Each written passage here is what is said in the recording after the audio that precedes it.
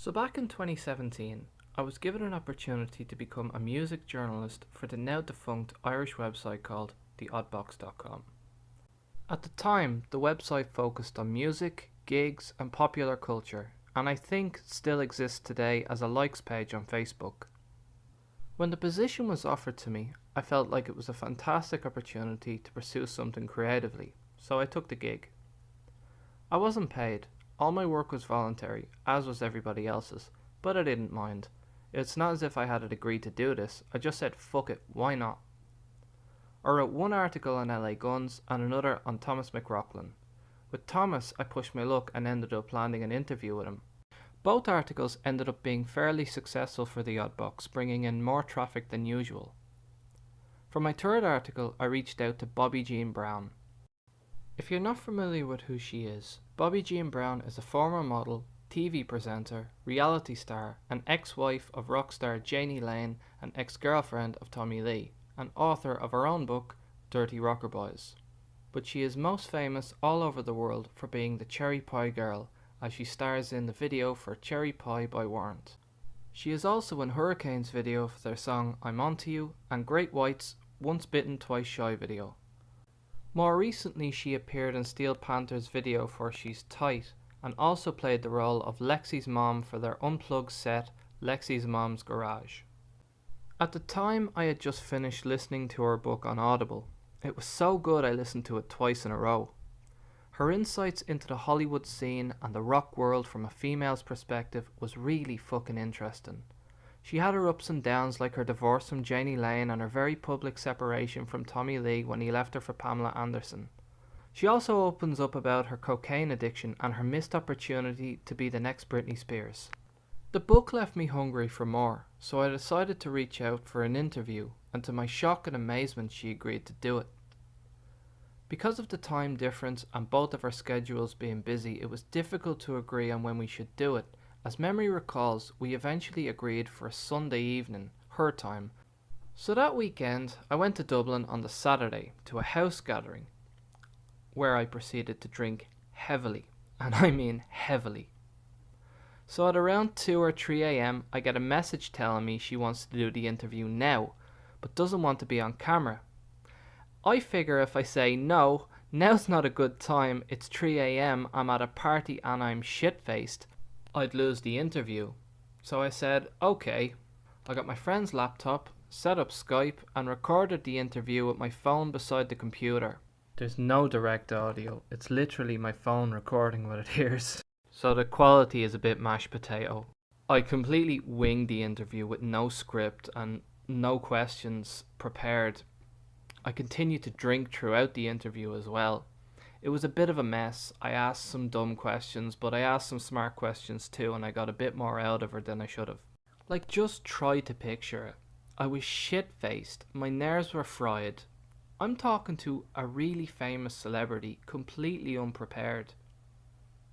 But I got it done, and I think, although it's a bit cringy, it's a really good interview and probably the most important interview I'll ever do in my life. Soon after I did the interview, my personal life went into a bit of chaos and I completely lost the motivation to continue doing these articles. They were a lot of work and there was a time frame of when they had to be uploaded to the site. It wasn't like now where I can shelve something for months and then work on it again. Plus, my grammar sucked, and still does. I've ADHD. I had to have someone correct my errors on the articles each time to make sure they were perfect.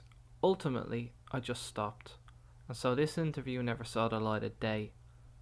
I've decided to release it now because I don't think it should go to waste. She's a lovely woman who gave me her time, and as I've said previously, it's probably the most important interview I have done and will ever do. So here it is, the lost interview with Bobbie Jean Brown.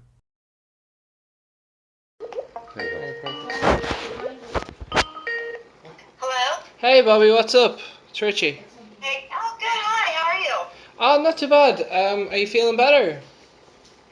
Yeah, a little bit, yeah. It's good to talk to you finally. So, yeah, I read your book on Audible and I thought it was really good, and I thought an Irish audience would really appreciate what you would have to say about the whole scene and everything. So Oh, that's so cool. yeah.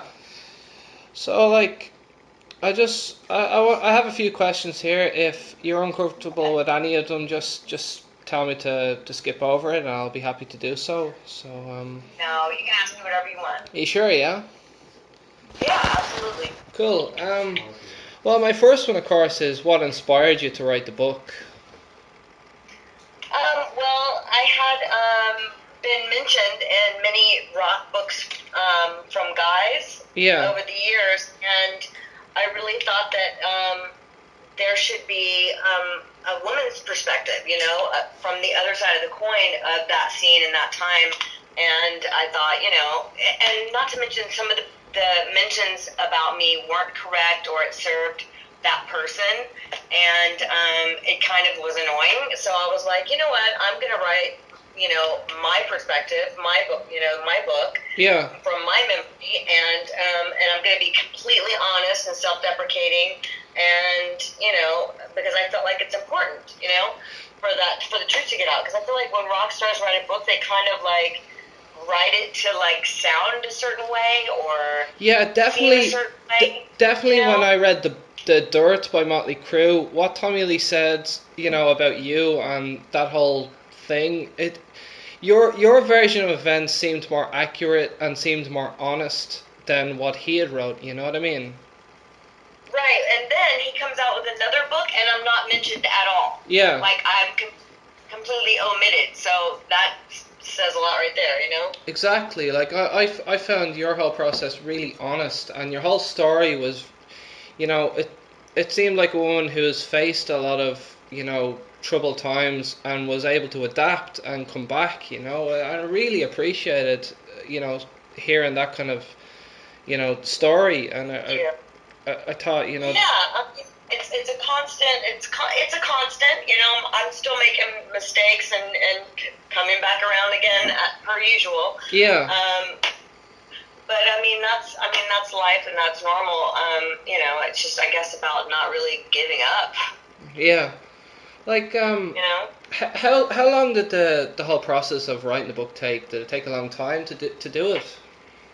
Well, I had been saying that I was going to write it for like 4 years. Yeah. And I had even was doing interviews about it, and I hadn't even written the first word.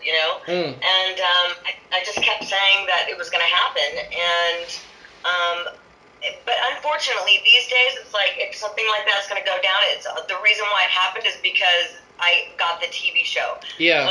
Publishing companies don't give a shit. Can I cuss? I'm sorry. No, you can It's okay. you can say what you want. It's fine. But Okay. Yeah, they don't want to sign anybody. Like they were gonna give me a second book, and then when the show got canceled, they dropped the second book idea. So they're not even willing to like go the extra mile for anybody these days unless they are assured the person has 8 million followers or has a TV show. that's insane because I mean, you as a person, you're very interesting, and I think it's quite a shame. Like, I watched a couple of episodes of Ex Wives of Rock, and I was in love with it. I thought it was hilarious. It was like Kim Kardashian. It was like Keeping Up the Kardashians, only better, really. Yeah. I think we kind of have better personalities than they do, but Oh, they're absolutely, definitely yeah. an interesting family. Especially But for a yeah, like person the that's into show. rock and roll like myself. I mean, seeing Tommy Yeah, Lee's sister and seeing that whole kind of scene, this was like I was like, oh man, this is what I'd watch if this was a reality show. yeah. I thought our show was great. I think any show, is good if they have a really good editor. And our editor didn't, do our show in a way that wasn't true, like true to form. Yeah. Everything that you saw was real. It wasn't written either. Mhm. It was like off the cuff. So everything that you saw pretty much happened naturally. And Wow. so we Yeah. had great editors. Because like I was wondering, like, was any of it scripted at all? Like, No, nothing was set not up. at all. That was amazing. Like, because I was thinking, Yeah, man, the this. The only thing that was scripted was like the debriefs. Like they would have to tell us, okay, this scene is about this. How are you feeling in that moment? Like when they would cut us in the by ourselves. Yeah. Well, that's the only thing. No, I'm halfway through the first series, and you see, because where I am, it's hard to get like a hold of all the episodes. But I'm really digging it. I really like it, But Can you get on Facebook? Sorry? Are you on Facebook? I am indeed, yeah. I have posted all of the seasons, even the third season, on my Facebook page. Oh wow, cool. I'll check that out when I'm done. I'll have a look, because I didn't get to see the rest of season 3, so I have posted it. Yeah. Well, anyway, back to your book. Your early life really intrigued me, because I grew up in a similar kind of situation, except the roles were reversed. My mom was sort of the, more the bully than my dad, So. I'm sorry. No, it's fine. I'm fine now. Yeah. But did you ever have anywhere to go when it got really bad? The abuse and stuff like that. I was still young when it was all going down. Like my mom left my dad when I was going in the 9th grade. Yeah. So, but when we lived in the house, I would just take my little brother in my closet. Yeah. Yeah. But no, there was nowhere, like, I never went to go stay with anyone, or it wasn't ever like that. It was just kind of like we suffered through it, And nobody stepped in to kind of say, here, stop this. This is wrong. These are kids. Nobody stopped your father from. Nobody. Our family is like, I remember mentioning something to my grandma once about it. Yeah. And it was kind of like, because she was also abused. Yeah. It's like, it's kind of like, oh, this is what we're comfortable with. Oh, man. Kind of thing, Yeah. And his dad, my dad's dad, killed his mother. Oh, wow. he beat her to death. Oh my God. So my dad, my dad and his brothers and sisters, half of the siblings were scared and docile, and the other half were complete abusers, right? Yeah. So, and I guess that's what happens. You get one or the other when you are in a household like that. But my dad's dad killed my dad's mom. He beat her every day, and she brain damaged, and my dad found her dead on the couch. Yeah. So and he had killed another man too. He shot somebody. So he was pretty gnarly. My grandfather. So my dad, he got it. He was just following in his dad's footsteps, kind of, I guess. So you were surrounded by pretty extreme circumstances, anyway. Your escape was probably, I imagine, modeling and aspiring to become that. Like, what inspired you to become a model? What made you want to do it as a career? Well, I didn't really love academics, and I wasn't really that, it's not that I wasn't smart, but I have ADHD, so I'm super hyper. Same as myself, actually. Yeah, I have that. Just couldn't sit there and unless it's something that interested me. So, and then my mom and everybody told me that really basically my best quality was my appearance. Yeah. It's kind of like I just went with what I knew. You know what I mean? Exactly. Yeah. I didn't know if I was going to succeed, but I tried. That's kind of like myself. I kind of I kind of make it up as I go along. Academics, my brain just kind of switches off for that kind of stuff, So I completely get what you're saying there. Yeah. So you started out, doing the pageant circuit and winning Miss Louisiana, Teen USA, and kind of stuff like that. Do you think that set you up for Hollywood and all that kind of stuff? Not really. I mean, pageants is a whole nother ball game altogether than Hollywood or modeling or anything I experienced. But but it did help, in the self-confidence genre. Like, Yeah. I entered that pageant not expecting to win at all, had never been in a pageant before, and that just changed the whole, dynamic of my life path at that moment. So, Yeah. I mean, it's really weird. Like, I wasn't a self-conscious kid. Like, I was insecure in middle school, Mm-hmm. and then in high school, I was not a leader. Yeah. However, I did, well or whatever. I was popular in certain areas, but not really. I wasn't the most popular or anything like that. And then it was like almost like when I just decided that I was going to move out to California was when, a switch went off and I just became myself. Like, I was more comfortable here without my family and the people that I grew up with. Yeah. In this new environment than I had ever been. I don't know if that makes sense. No, absolutely. Because I mean, if you're out in the country, say, where Baton Rouge, and you don't relate to everybody, but suddenly you go to some place where suddenly you're on the same wavelength as everyone else. I completely get that. That's cool. Yeah, that's how I felt, and I just kind of like accepted it and like made it my own, kind of. And Yeah. I was so overconfident and headstrong at that time that like there was no way, there was no stopping me, except for then when things kind of got carried away, it freaked me out because Hollywood's a scary place by yourself, and everybody's out to get what you have or want. Yeah. And then that's when I started to sabotage things, and out of fear and such. But a crazy roller coaster. When you first got there, I mean, did you fall in love with the whole scene, like the big haired rockers in Sunset Strip, and all of that kind of stuff? Yeah, it was. I mean, back then it was such a decadent time. Like, just be on this strip. It was so surreal.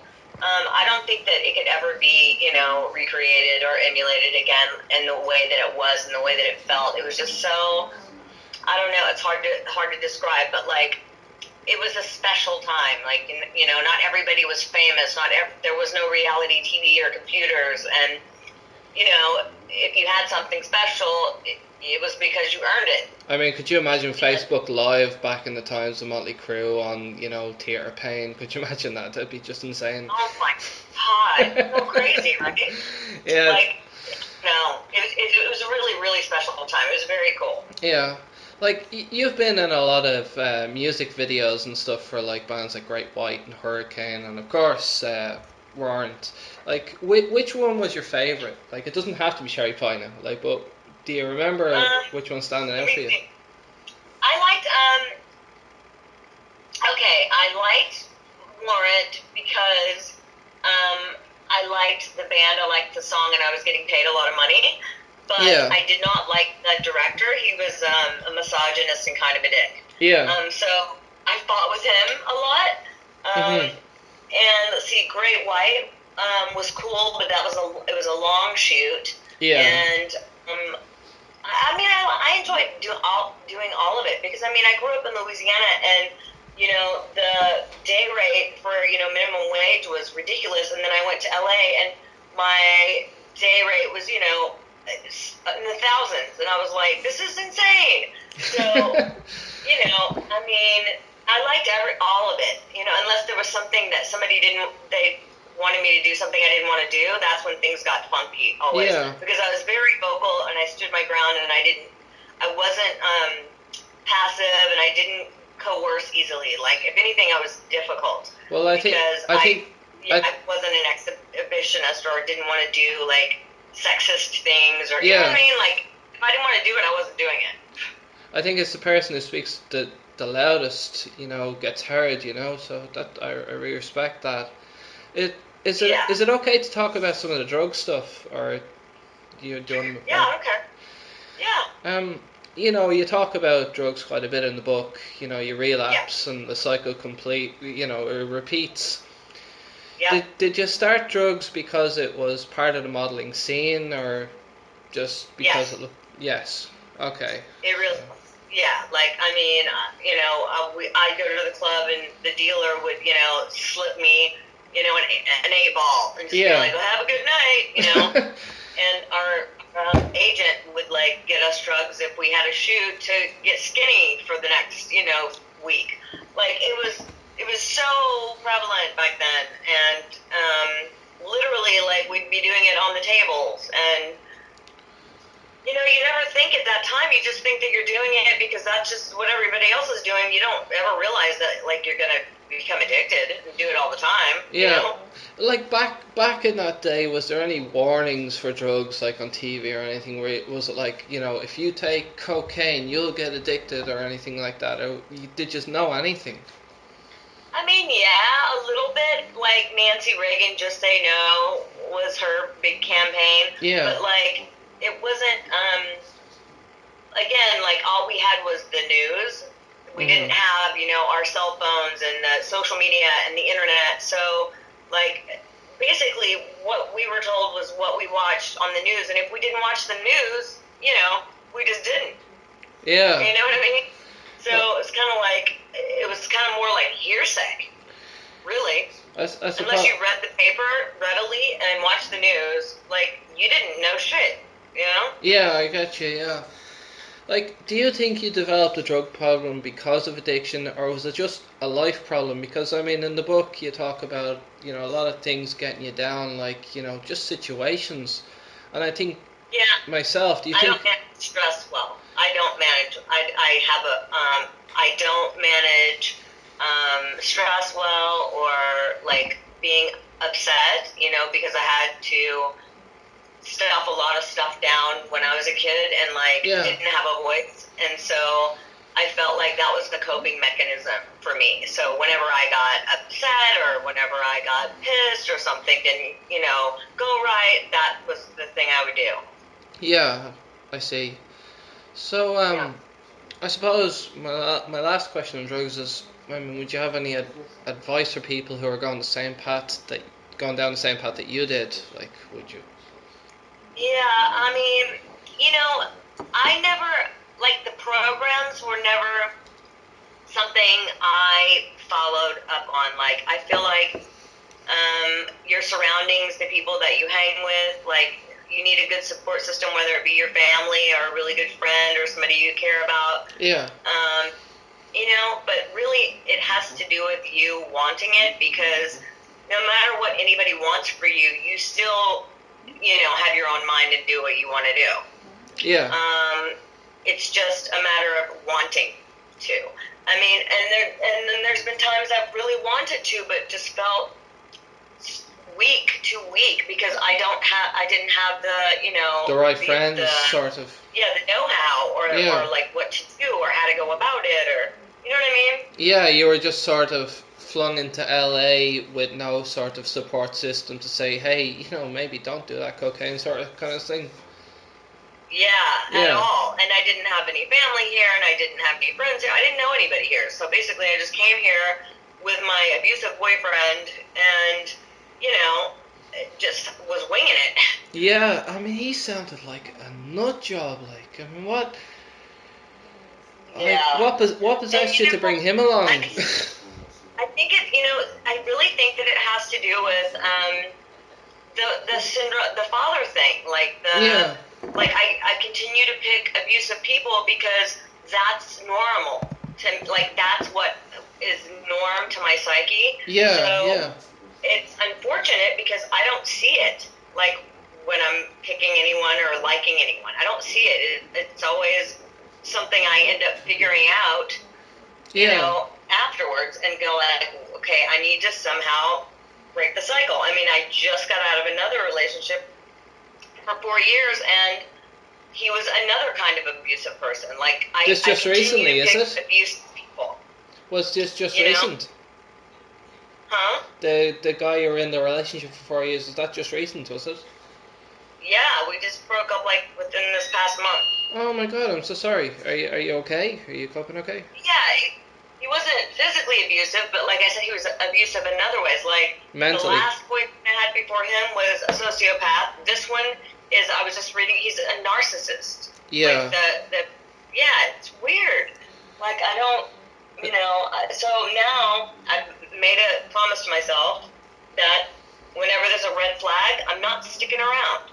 Like, red flag, I'm done. Bye. Yeah, I mean, life's too short for red flags. Definitely, just I'm too forgiving. That's my problem. Just be Like, careful. I believe people. I trust them, and because I'm very, very honest person. Yeah. So I don't think that people are full of shit or fakes. And obviously, I'm not a good judge of character because people get by on being con artists their whole lives, and I don't know. I can't tell because I trust and I'm honest. So when somebody looks me dead in the eye without flinching and lies straight to my face, I believe them.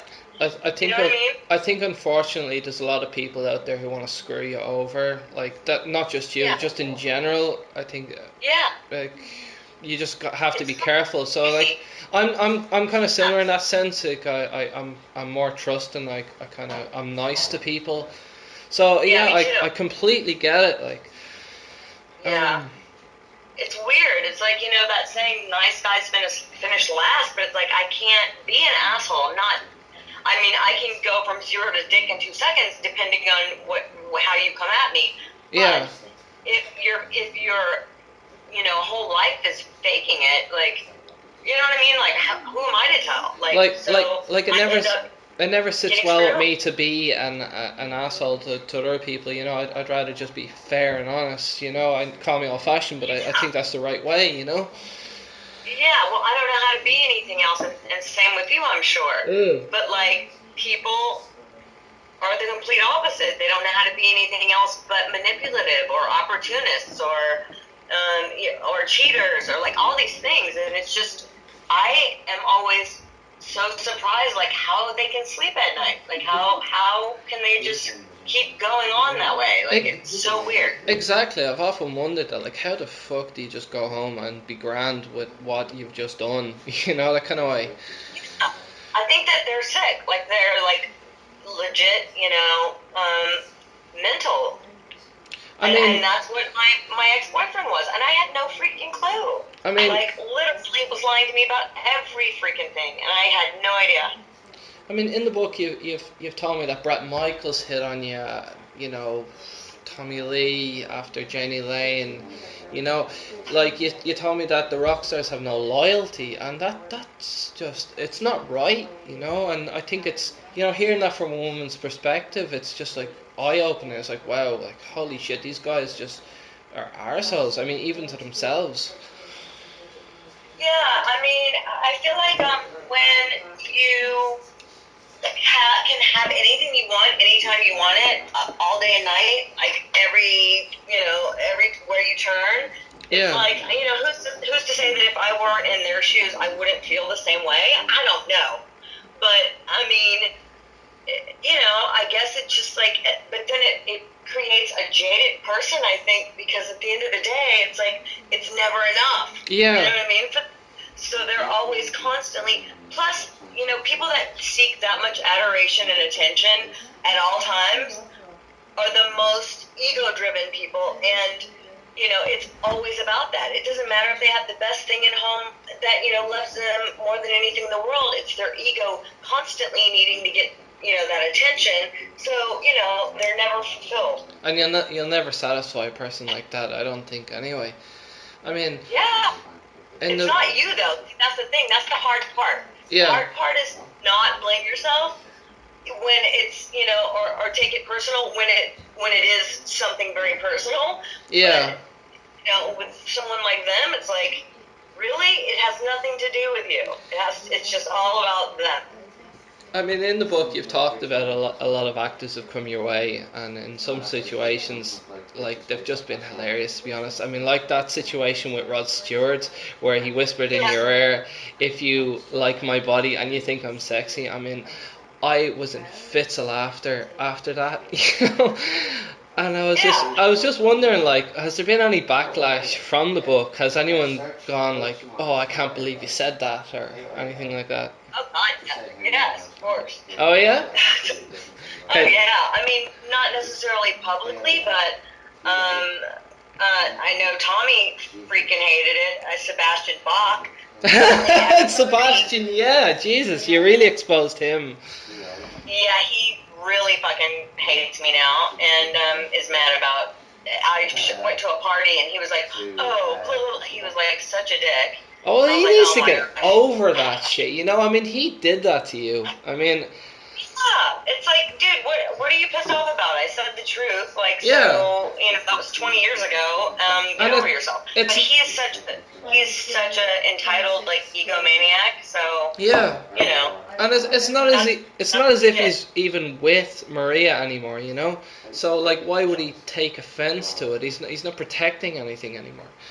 And exactly, people just don't like their secrets exposed. You know, they don't like people talking about them. Like, I mean, speaking of even his book, I mean, there's a few things in his book that I just find questionable. Even when he's the bottle incident, for example, he talks in that book as if, you know, he got blood all over his face and all that kind of stuff.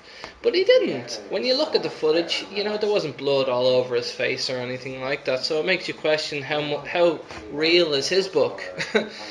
like, that's what I'm saying. I was mentioning, you know, a lot of people wrote books, and I, you know, read some and was like, yeah, no, not really. Yeah. So that's why I thought it was important to write a book that was true, self-deprecating, you know, and true to how it really was. I mean, it really came across as honest, which was really refreshing, you know. I mean, Yeah, it really was. I mean, I went over every word with a fine-tooth comb and wanted to definitely make sure that there was not one single thing sued, because that's how people get sued. If somebody writes something that is even slightly remotely not the truth, that's how you get sued. I wasn't even, you know, sent paperwork from one person because I didn't lie. So nobody has said, I'm going to sue you, how dare you, like, talk about me, like, that's good, that's good, because you have ammunition, obviously. But, Yeah. like, is it okay to talk about Jenny Lane? Is that a sensitive subject, or? I mean, no, you can talk to me about anything. I don't, you know, whatever you have to ask is totally fine. Cool, I really appreciate that. But, Uh-huh. after the video for Cherry Pie, I mean, you ended up, you know, dating Jenny Lane and falling for him. I mean, do you think you got married to Jenny for the right reasons, or was it a sense of obligation? Kind of. I loved him, and however, I feel like I probably wasn't ready to get married. Yeah. At that age, it's so young, you know. I feel like it's so young for anyone to get married, and those are your selfish years. And then I got pregnant, and I did feel like I had to marry him because, you know, that's my child's father. Yeah, yeah. So I did kind of, but it wasn't because I didn't love him. But I did get married because I got pregnant. Yes. I see. Yeah, but Yeah. you know, once you exposed Jenny for cheating and you started dating Tommy, I mean, like, I suppose we all want to know. I mean, did you love Tommy more than Janie? I mean, I know that's. I love them differently. I've been in love many times, and each love you can't compare to the other one. Like, Yeah. and in that moment, you feel very much in love. But it just, you know, it's different feelings because, you know, one person brings out this in you that the other one doesn't, or, you know what I mean? Yeah. I can't say that I loved Tommy more than Janie because I had, you know, the best thing that ever happened in my life, which was my daughter. Yeah, yeah. And so, you know, nothing compares to that. And, you know, Tommy he was a passionate love, and it was definitely, you know, had that. Like, Janie and I didn't have that kind of, like, passion, but see, what Tommy and I had wasn't healthy either. So that's why it probably felt that way. You know what I'm saying? It seemed like you were in a situation that you definitely couldn't win in. I mean, you didn't put effort in to look pretty, he'd get angry, and you did put effort in to look pretty, he'd get angry. You know. Yeah, he's a control freak. He's a complete control freak, and I had no life or say so about any single thing when I was with him. And I couldn't have my career. I couldn't do anything. And it sucked. Like, I couldn't even go to the bathroom by myself. Like, literally. did life feel kind of bleak having somebody having that much control over you? Eventually, yes. Yeah. Like at first, it was such a crazy roller coaster. Like, because we were flying here, we were doing that, and it was fun, exciting. But like, the red flags. Like I said, the red flags were in the very beginning, and I ignored them. Yeah. And that's a lesson that I continue to keep overlooking, and I'm not going to do it again anymore. I've made it. I said it to myself, and I made it a point. But like red flags, I'm not going to be able to do it. But I always believed the person, like, oh, I'm sorry, or it'll never happen again. Like all that shit you want to believe, that's not true. Like, it never ends up being that way. Did Tommy Lee ever hold himself accountable for the hurt he caused you? I mean, I know you had said to him, well, look, you really fucking hurt me here at some point. I mean, you said that in the book, but did he ever come across to you and say, look, I'm really fucking sorry for this? Years later. Yeah. Years and years later, like 10 years ago, maybe. At one moment, he did. And that was it. But did he play Dial a Girlfriend after that, or, This was, we had been broken up for many, many years. Ever since we broke up, he attempted to get back with me on 3 different occasions. Yeah. And this was one of the times, and I would always, in my mind, because I never had closure on my own terms when we broke up, because it was so devastating how we broke up, I always, like, would consider it, and I would go there, and then I would get there and go, like, there's no fucking way. There's no fucking way. Yeah. And then I would be like, yeah, no. And I would have to leave. But, there was no way. When did the whole modelling gig start to decline for you, if you don't mind me asking? It was my own doing. Like, I would have had an amazing career, and I probably would have had much longevity if I actually gave a shit and invested in it. But I never did. Everything that ever happened to me, or any job I ever got, happened by accident or because they really wanted me, not because I tried. Yeah. Really. If I had actually tried, I probably would have been huge. There was this one part in the book where you say Jive Records offered you basically the deal that Britney Spears has. I was wondering, did you sing any demos for Oops, I Did It Again, or even have like any original songs for that, or?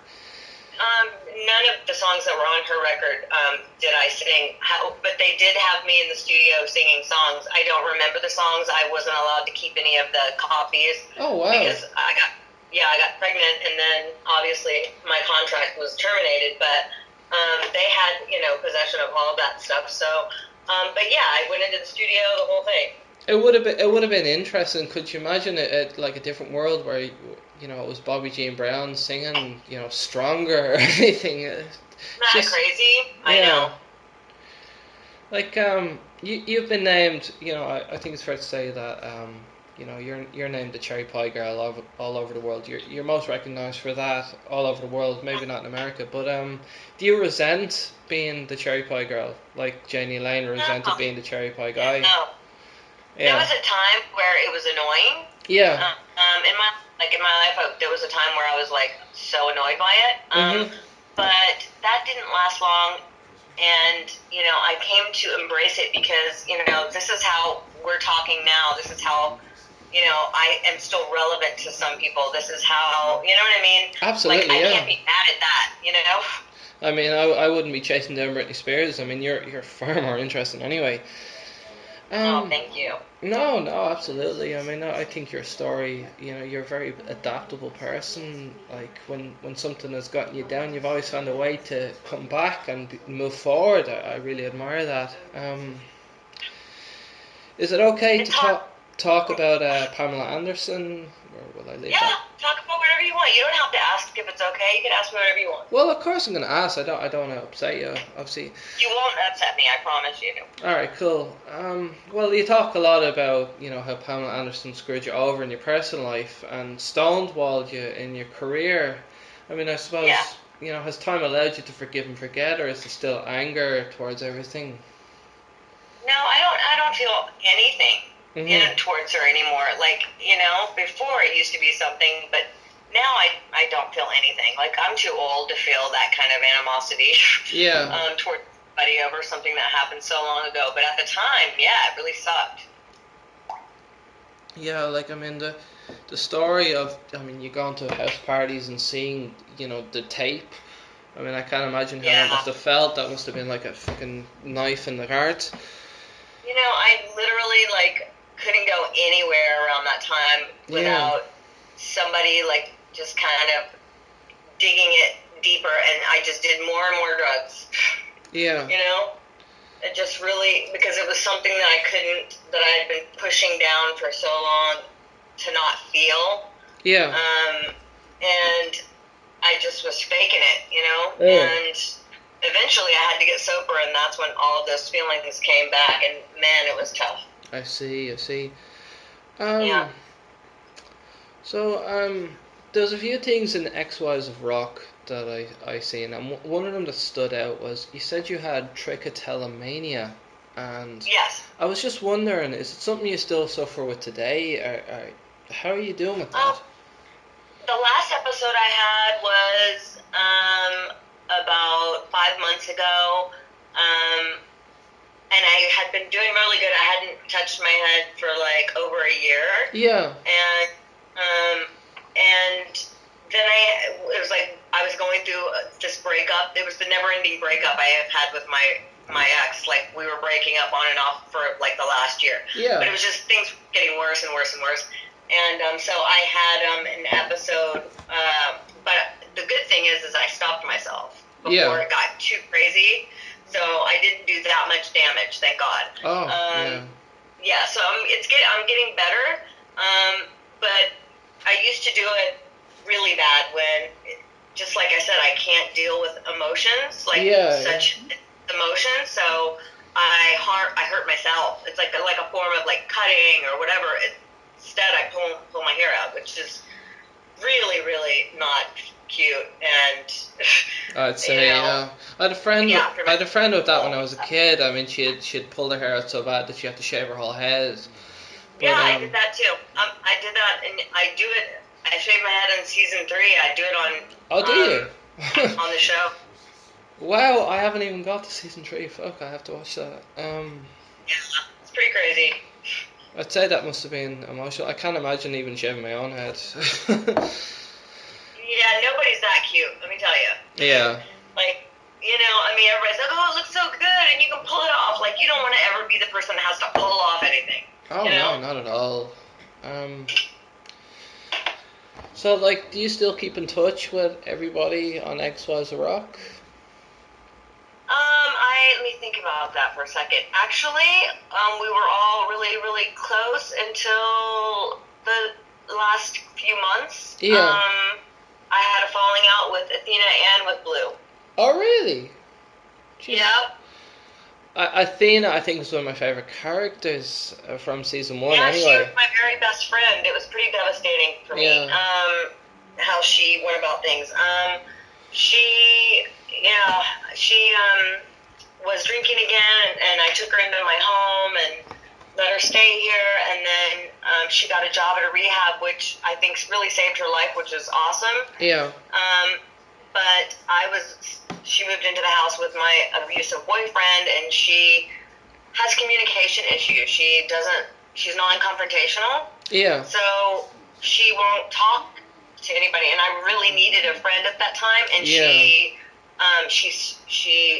ghosted me. She ghosted me out and like moved out without talking to me at all, and like just bailed on me, and it hurt me more than like a boyfriend, you know.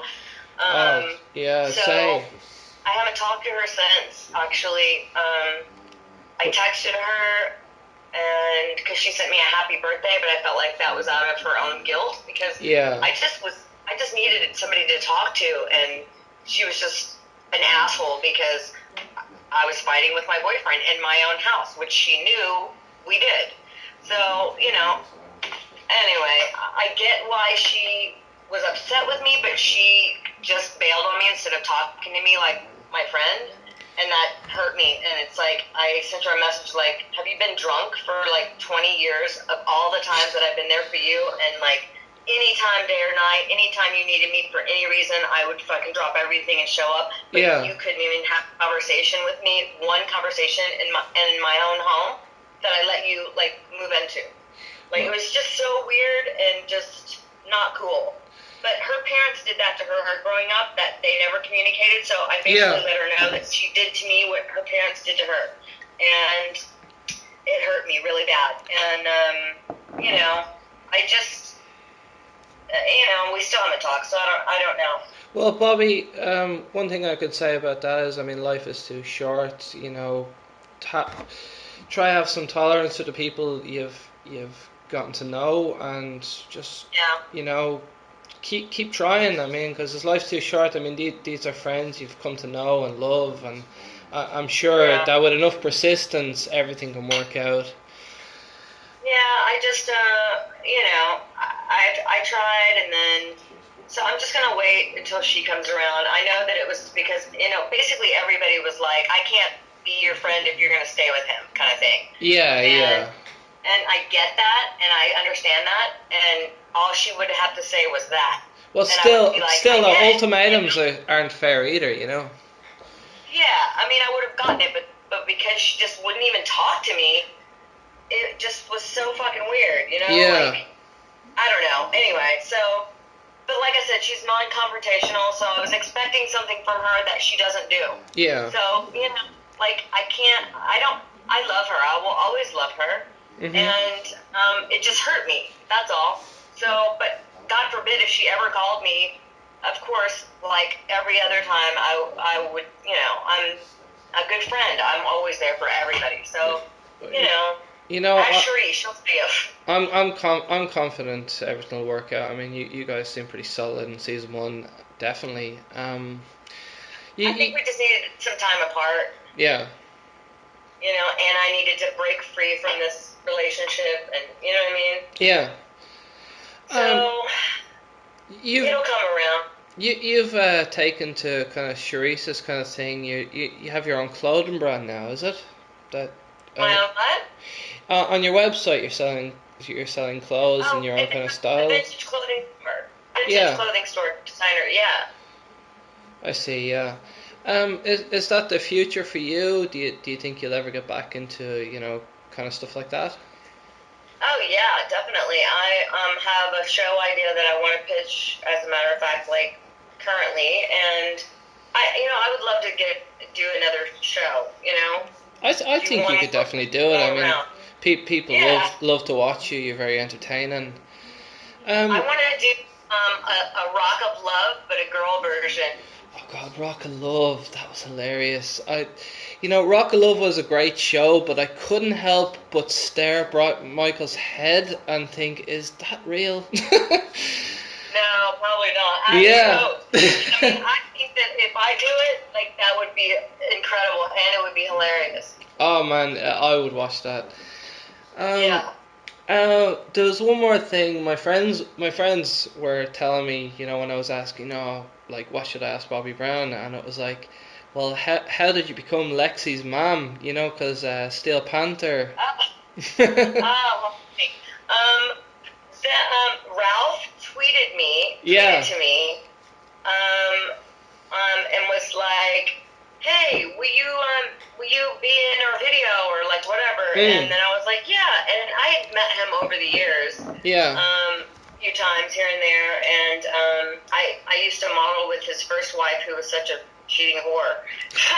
Anyway, and Jamie cheated with her in their front yard, and Ralph beat the shit out of him. Sorry. Yeah, and I didn't put that in the book, but that's true. And anyway, so he and I have history for those other reasons, and I was like, yeah, sure, of course. And so when I went down there, they were like, we have an idea, and this is what we want to do. What do you think? And I was like, hell yeah, and because I have a sick sense of humor, just like they do, and it's comedy to me, it's funny. And some people are like put off by it and think, oh God, it's horrible. But I think they're hilarious and they're awesome and fun, and I was totally down. So Oh, I said, yeah, I'll do it. They're absolutely brilliant, and I think anyone who doesn't get the joke just doesn't know the scene, to be honest. Or they're too judgmental, like, or they're too like, wound up. You know what I mean? Yeah, absolutely. Well, yeah, everything's a joke, but they're funny. Well, Bobbie, I mean, I really appreciate you talking to me and telling me all this. You're welcome. It's really, a great leap for me to be able to talk to a person like you with your experience and your book and all that, and I really appreciate it. So thank you, honey. I'm glad you enjoyed it. No problem. I really did. I'm glad we finally got to talk. Obviously, I'll write out the article and the questions, and I'll send it on to you. And if you want to have please. If you want to have a look, and if you see anything you don't like, be sure to let me know, and we can work on it and make sure that I give you the best impression for an Irish audience. Anyway, Okay, awesome. And then of course I'll promote it and post it everywhere and social media and whatnot too. I'd really appreciate that. Thank you so much for talking to me. I mean, it's a once in a lifetime for me, So. Oh, you're so sweet, and I'm sorry about the misunderstanding and the hiccup and all that stuff. Oh no, I mean I suppose that's just part of it. I'm learning too. I mean, I was given this gig, a couple of months ago, because the guy who's running the website was actually doing a radio show here about a year ago, and I was like, can I have a go? But he said, write some articles. I'm doing this now, so I was thrown into the deep end. So no, I really appreciate you helping me along and doing You're this. You're very welcome. Thank you You're so much. You're very welcome. All right, honey. Well, have a great night, and send me the article when you're done. And it was lovely talking to you. You too, Bobbie. Have a great night. Thank you. Okay, you too. Okay. Okay, bye bye. Take care, love. Bye bye. Okay, you too.